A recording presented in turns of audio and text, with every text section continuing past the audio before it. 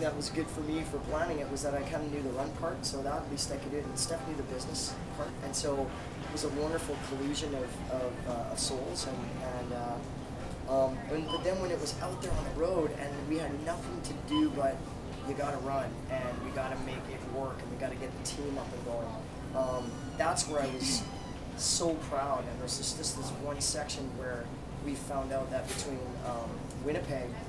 between Regina and Winnipeg, we had to do 10 days worth of running in 7 days because of an event that we had in Winnipeg with a run group of all things, multiple events. So essentially, we needed to get there, for 3 days earlier, and so we looked at each other and with Vanessa at the time, and we were like, okay, let's do it. What do we got to do? And calculated it, and said, okay, 100K a day. Okay, and we did it, and we just knuckled down, it was unreal, we just ran from sun up to sundown. Some days even past that, and we literally would come in, Vanessa would have the protein and the couscous ready, she'd literally throw it in our face, we'd get 3 bites down and poof, we'd pass out, get up, do it again the next day. And we made it into Winnipeg with 45 minutes to spare with that run crew, okay? And yet the strength that it built, not only between us, but with Vanessa as well, and our team and our tour, and there was it almost felt like it's like when you're training to go up to the big show, and you finally get the call, and you better be damn good, or you're gonna go back to the minors. That's how it felt, and I was so proud of all of us getting there. Even though in the big scheme of the whole thing, it was still just this small little section of the highway. But it did something that I think all we've done is just built and built and built upon it. Because there was lots more challenges to come until. So it's been, If we thought Canada was hard, we hadn't been to the Northeast. Yes, where there is about the population of Canada in every few stretches. Everybody in America kind of lives in one spot. The roads are really narrow. There's lots of animals making bad turns and lots of potholes. A lot of roadkill. Bad weather.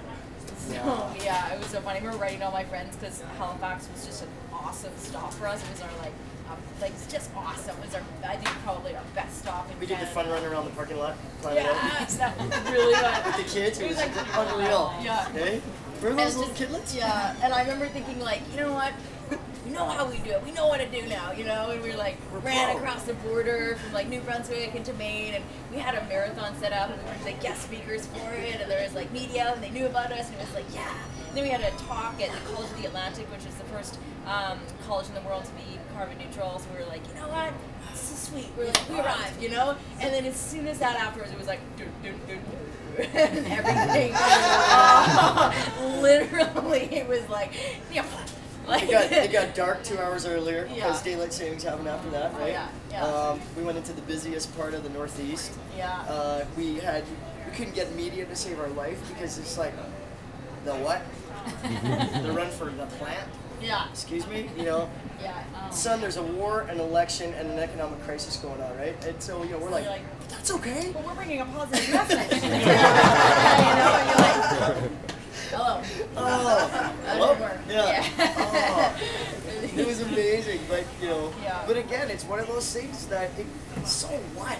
We just ended up, obviously there were days where we're just what do we have to do, But at the end of the day, we just, you get humble and you just say, man, you know what, okay. It just like we did to build a tour, when somebody said no who didn't know us yet, we turned it into, well, it's not a yes yet, right? And no is never that far away from a yes. Until they escort us out of the building with security, as they did at Jimmy Patterson's office, But, when did it turn up, Northeast? After the Northeast, when did it sort of get better again? Oh, wow. I think maybe Pensacola. Florida? How about when we met, I think when we met your folks. I think Florida. Well, it's a long way. East Florida. Was a real struggle. It was really hard to get a hold of people because everybody's really busy. Like literally, everybody from like end of Maine until South Carolina is extremely busy that we met. Everybody was just like had to get places, meetings, and everything is. I mean, the war. I mean, the economy was just tanking. So everybody was frazzled about that. The election was everything. I mean, you couldn't go anywhere without talking to somebody about the election or the economy, and we didn't know anybody. And so it was really hard with that lack of connection with people. We tried to get team members on the East Coast, but it was all volunteer positions, and people in America needed jobs, and so we couldn't offer it. It was really testing. Yeah, it was for that for sure. So it was just kind of like going to the office. You know, every day we woke up and we're like, okay, we gotta run. You know. Instead of making the commute, we just said, okay, see you in 26. We'll be to do it before 4 o'clock because it was pitch dark by then. Yeah. How was California? California was awesome. Yeah. You know, and that's actually kind of my next thing was that on the East Coast, when we recognized that, you know what, we could fight this, and we did for a while. Bye, Rob. All right, guys. We'll see you later. See you Friday, okay? See you in the night. Yeah. Rob Kelly, ladies and gentlemen. There we go. Goodbye. Rob's our tour videographer and great friend. So. Yes. Thanks, buddy. See you guys. Take care, man. Bye, Kelly. Great week. Okay. And so that's what we recognized when we were on the East Coast, and we were like, you know what? This is really hard, and I don't think we're gonna recognize on time what's not working that we can change as Canadians, you know, with a volunteer team. And so we said, okay, let's use this time, and because we have a great team, and let's move them over to the south and predominantly to the west coast because we want to have a really strong finish. We want to have a really strong sort of back quarter, and that's what we did. For a big part, it really worked. Some parts of it didn't work, but like stretching out volunteers for a long time was a little bit more challenging. But the volunteers, we have a team of 27 people who are working hard. You know, some of them, it has just become their full-time apart from their full-time. You know, it just because they just loved it. So that really worked because our events were set up like 3 or 4 months in advance. You know, so really helped actually. So great school presentations.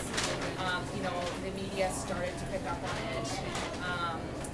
We did a lot of events with yoga groups where people come in and run clubs, and just because it was set up really well far in advance. So I mean, you know what was really neat?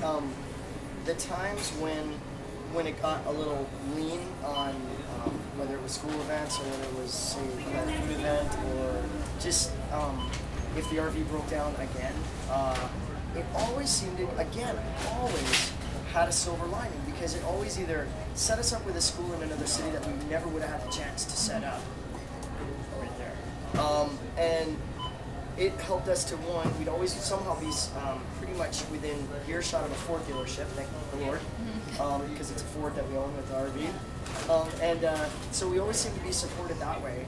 And there was always a local hero somewhere that either took us in, gave us a lift, something, right? That always made us go, oh my God, if that hadn't happened, that wouldn't have happened.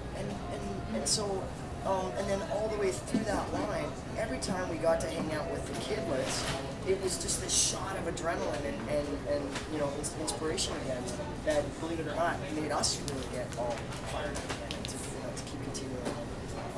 You know, that's what I think has been the greatest thing that I think we can all agree that in our lives, when we just look for the gifts, you'll find them, because they're everywhere. And, you know, even through the challenges, if you would say, okay, challenge, where's the gift? Challenge?